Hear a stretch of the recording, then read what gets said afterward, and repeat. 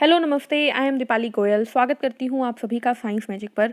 तो स्टूडेंट्स, आज की क्लास में हम लोग डिस्कस करेंगे एग्रीकल्चर यानी कि कृषि के कुछ बहुत ही इम्पोर्टेंट क्वेश्चंस, कुछ ऐसे क्वेश्चंस जो कि कृषि के मैं बोल सकती हूँ बेसिक हैं, आधार हैं कृषि के, और बहुत ही सिंपल क्वेश्चंस हैं लेकिन बहुत इम्पोर्टेंट हैं। ये जो क्वेश्चंस हैं इनके अंदर कुछ आपको रीसेंट क्वेश्चन भी मिलेंगे, यानी कि जो करंट के क्वेश्चन हैं, क्योंकि देखिए एग्जाम्स चल रहे हैं, एग्जाम में करंट के क्वेश्चन पूछने के चांसेस ज़्यादा होते हैं। तो चलिए शुरू करते हैं हमारे एग्रीकल्चर यानी कृषि के इम्पोर्टेंट क्वेश्चंस।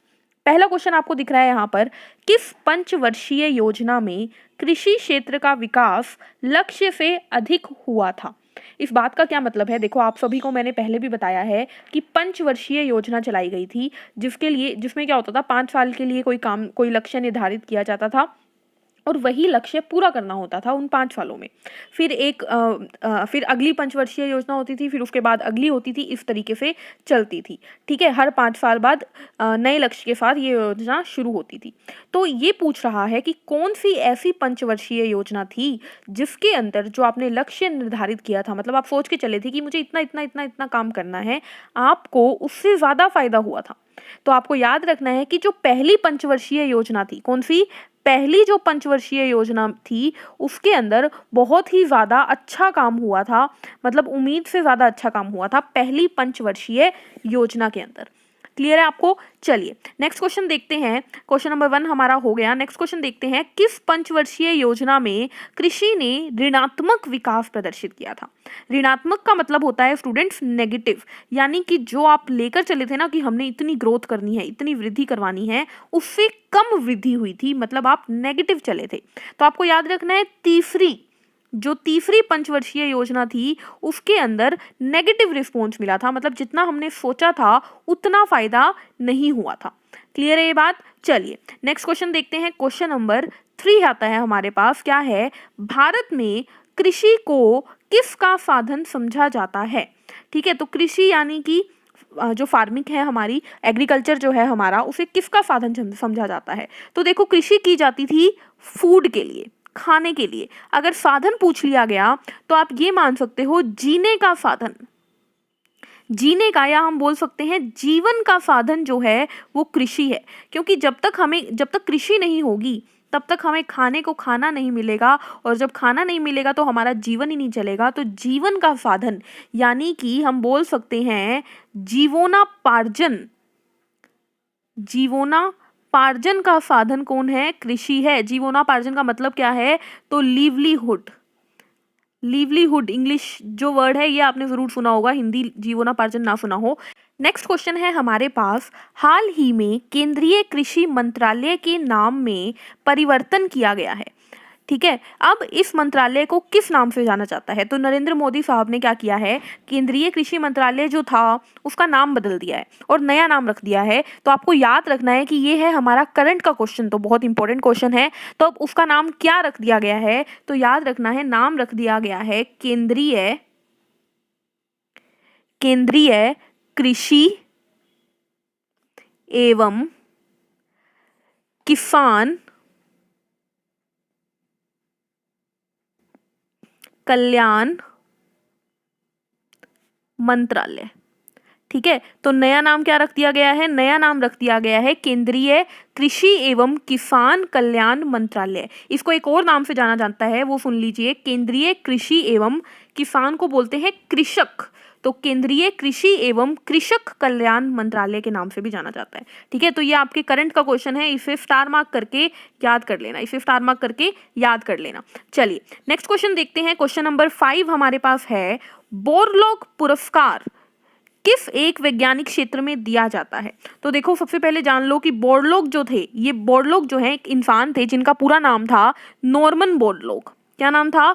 Norman Borlaug. और इन्होंने ना खेती बाड़ी में बहुत काम किया था। जो खेती बाड़ी थी, मतलब कृषि जो था, उस क्षेत्र में इन्होंने बहुत कार्य किया था और बहुत, मतलब हम बोल सकते हैं कि बहुत क्रांति लाए थे, ये असाधारण क्रांति लाए थे जो कि नॉर्मल लोग नहीं ला सकते थे। इन्होंने बहुत काम किया था, इसीलिए इनके नाम से एक पुरस्कार बना जिसे बोला जाता है बोरलॉग पुरस्कार, और ये दिया जाता है कृषि विज्ञान के क्षेत्र में।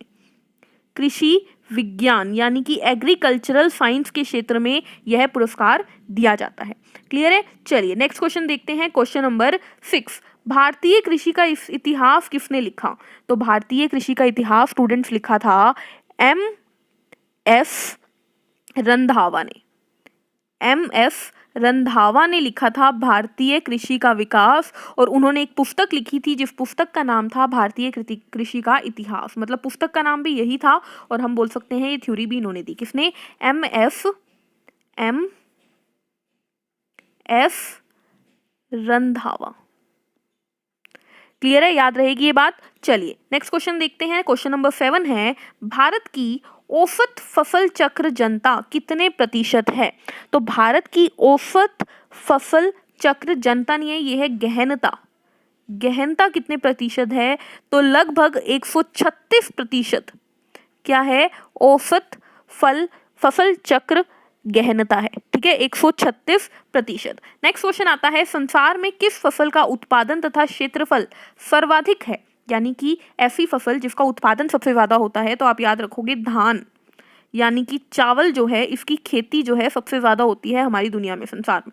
ठीक है, चलिए नेक्स्ट क्वेश्चन देखते हैं। क्वेश्चन नंबर 9 हमारे पास है, मक्का की पत्तियों के शीर्ष का सफेद होना किसकी कमी का सूचक है? तो मक्का जो है स्टूडेंट्स, उसमें जब जिंक यानी जस्ता की कमी हो जाती है ना, तो उसकी पत्तियां जो है वो सफेद पड़ जाती हैं। ठीक है, तो जिंक यानी जस्ता की कमी होने पर पत्तियां सफेद पड़ जाती है। आपको याद रखना है किसकी? मक्का की। नेक्स्ट क्वेश्चन देखते हैं, पत्तियों का पीला पड़ जाना किसकी कमी का सूचक है? तो जब पत्तियां जो होती हैं हरी हरी होती हैं, वो क्यों होती है? मैग्नीशियम की वजह से होती है। तो मैग्नीशियम की कमी से, मैग्नीशियम जब कम हो जाता है तो उसकी कमी से हो जाते हैं पत्ते पीले पड़ जाते हैं। ठीक है, नेक्स्ट क्वेश्चन, दलहन का सर्वाधिक उपभोक्ता राष्ट्र कौन सा है? दलहन यानी कि दाल, यानी कि ऐसा कौन सा राष्ट्र है जहां पर दाल सबसे ज्यादा खाई जाती है? उपभोक्ता यानी जो यूज करते हैं। ठीक है, तो सबसे ज्यादा कौन खाते हैं? तो भाई हम भारतवासी ही हैं जो सबसे ज्यादा दाल खाते हैं। ठीक है, तो भारत क्या है? भारत है सबसे बड़ा उपभोक्ता। क्लियर है?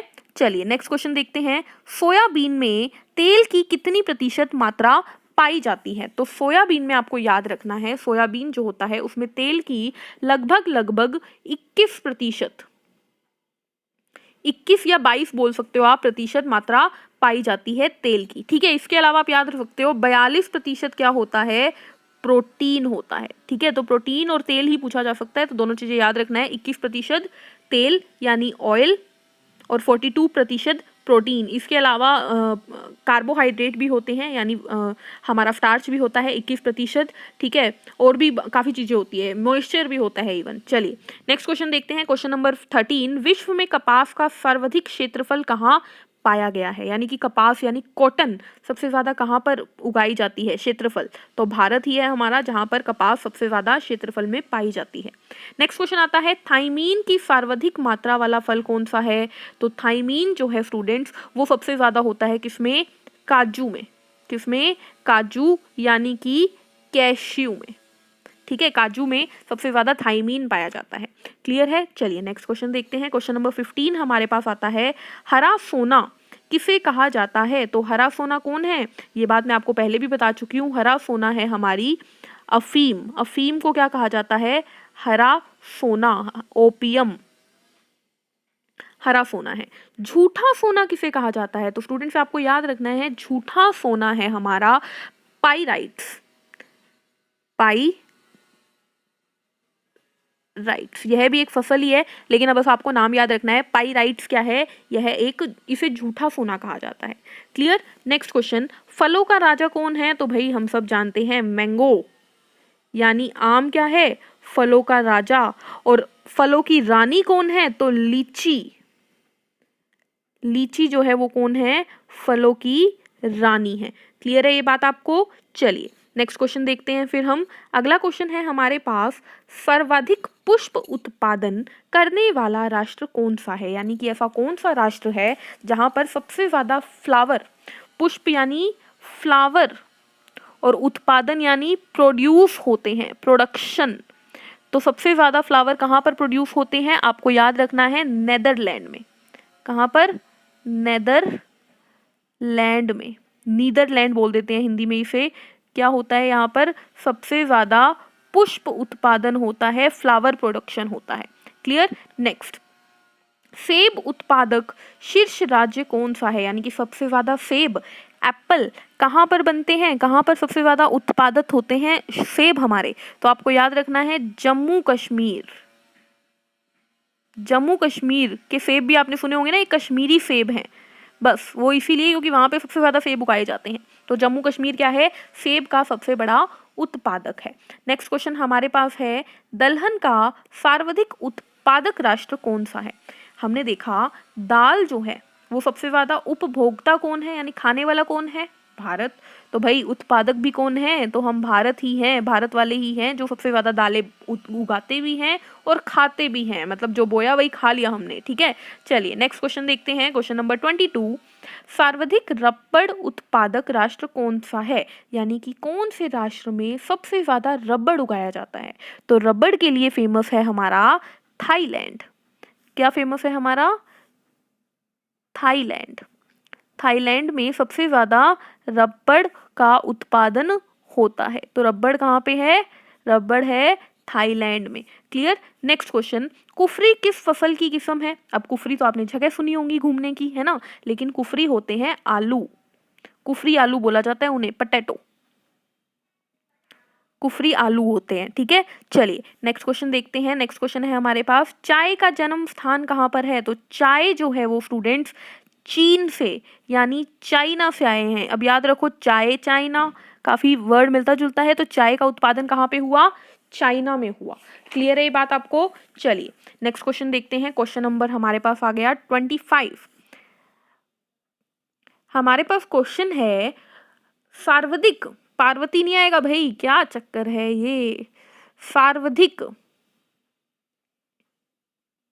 सर्वाधिक कार्बोहाइड्रेट किस खाद्यान्न में पाया जाता है, यानी कि ऐसा कौन सा खाने वाला अन्न है जिसमें कार्बोहाइड्रेट की मात्रा बहुत अच्छी होती है। तो आपको याद रखना है मक्का, मक्का में कार्बोहाइड्रेट बहुत अधिक मात्रा में पाया जाता है। नारियल उत्पादक राष्ट्रों में भारत का कौन सा स्थान है। तो भाई नारियल सबसे ज्यादा भारत में उगते हैं, तो पहला स्थान है, भारत का पहला स्थान है नारियल उत्पादन में। क्लियर है। किस फसल का उत्पादन भारत में उत्तर प्रदेश सर्वप्रथम करता है, यानी कि ये पूछना चाहता है कि भारत के अंदर जो उत्तर प्रदेश है वहां पर कौन सा ऐसा फल है जो कि सबसे ज्यादा, फल नहीं फसल जो है, फसल आना था यहाँ पे, फसल, कौन सी ऐसी फसल है जिसका उत्पादन उत्तर प्रदेश सबसे ज्यादा करता है। तो आपको याद रखना है गेहूं, ठीक है। एक बार रिपीट कर रही हूँ, तीनों क्वेश्चन थोड़े से कंफ्यूजन हो गए। कार्बोहाइड्रेट सबसे ज्यादा कौन से खाद्यान्न में होता है, तो आपको याद रखना है हमारे कार्बोहाइड्रेट जो है वो मक्का में सबसे ज्यादा होता है, ठीक है। फिर मैंने बताया कि नारियल का उत्पादन सबसे ज्यादा भारत में होता है, इसीलिए भारत का पहला स्थान है नारियल के उत्पादन के मामले में। और थर्ड क्वेश्चन 27वां क्वेश्चन मैंने बताया कि भारत के अंदर यूपी में सबसे ज्यादा क्या बनती है, गेहूं, गेहूं का उत्पादन होता है, ठीक है। तो ये क्वेश्चन शायद आपको डाउट दे सकता है कि भारत में उत्तर प्रदेश में कौन सी फसल का उत्पादन सबसे ज्यादा होता है, तो गेहूं का होता है। क्लियर। नेक्स्ट क्वेश्चन आता है, क्वेश्चन नंबर 28 हमारे पास, कौन सा वनस्पति तेल हृदय रोगियों के लिए उपयुक्त होता है, यानी कि जो दिल के पेशेंट्स होते हैं, हार्ट प्रॉब्लम्स वाले पेशेंट्स होते हैं, उनके लिए कौन सा वेजिटेबल ऑयल जो है वो बेस्ट होता है, मतलब जो वो खा सकते हैं। तो आपको याद रखना है सनफ्लावर ऑयल। सनफ्लावर ऑयल उन लोगों को रिकमेंड किया जाता है, उन्हें कहा जाता है आप सूरजमुखी तेल जो है उसका बना खाना खा सकते हो। आपने टीवी पे ऐड भी देखी होगी इसकी, हो है ना। तो सूरजमुखी तेल क्या है, वह तेल है जो कि हृदय रोगी भी ले सकते हैं अपनी डाइट में। नेक्स्ट क्वेश्चन आता है, कौन से फल में एस्कॉर्बिक एसिड की मात्रा सर्वाधिक पाई जाती है। तो एस्कॉर्बिक एसिड जो है वो किस में पाई जाती है हमारे आंवला में। इसके अलावा आप जानते हो एस्कॉर्बिक एसिड अमरूद में भी मिलता है, लेकिन सर्वाधिक मात्रा किसमें है, आंवला में होती है। क्लियर है, आंवला। नेक्स्ट क्वेश्चन आता है हमारे पास, लास्ट क्वेश्चन, क्वेश्चन नंबर 30 क्या है, छिली हुई सब्जियों को धोने से कौन सा विटामिन निकल जाता है। तो भाई सब्जियां धोने से हमेशा विटामिन सी जो है वो ख़त्म हो जाता है। ठीक है, तो छिली हुई सब्जियों को नहीं धोना चाहिए क्योंकि उनका विटामिन सी जो है वो निकल जाता है। इवन यहाँ से एक और क्वेश्चन आता है कि ऐसा कौन सा विटामिन है जिसकी क्वालिटी ख़त्म हो जाती है जब हम उसके बने खाने को गर्म कर देते हैं, तो वो भी है विटामिन सी। यानी कि देखिए, खाने को बनाते समय यदि हम विटामिन सी का मान लीजिए नींबू ही छिड़क दें तो नींबू की कोई क्वालिटी उसमें नहीं आती, लेकिन खाना बन चुका हो उसके बाद उसके ऊपर से अगर नींबू आप छिड़क दोगे तो विटामिन सी की सारी क्वालिटीज़ उसमें आ जाएंगी। तो आपको याद रखना है कि विटामिन सी एक ऐसा विटामिन है जो गर्म होने पर अपनी क्वालिटी जो है वो लूज़ कर देता है। तो इसी के साथ आज की क्लास में बस इतना ही। आप लोग चैनल को लाइक कीजिए, शेयर कीजिए, सब्सक्राइब कीजिए। ये एग्रीकल्चर की हमारी पहली क्वेश्चन सीरीज़ थी। अगर आप लोगों को लगता है कि ये आप लोगों के लिए फ़ायदेमंद है तो ज़रूर बताइए, ताकि आगे भी एग्रीकल्चर के क्वेश्चन के लिए मैं सीरीज़ लाऊँ। चलिए मिलते हैं नेक्स्ट क्लास में, तब तक के लिए take care, thank you, bye bye.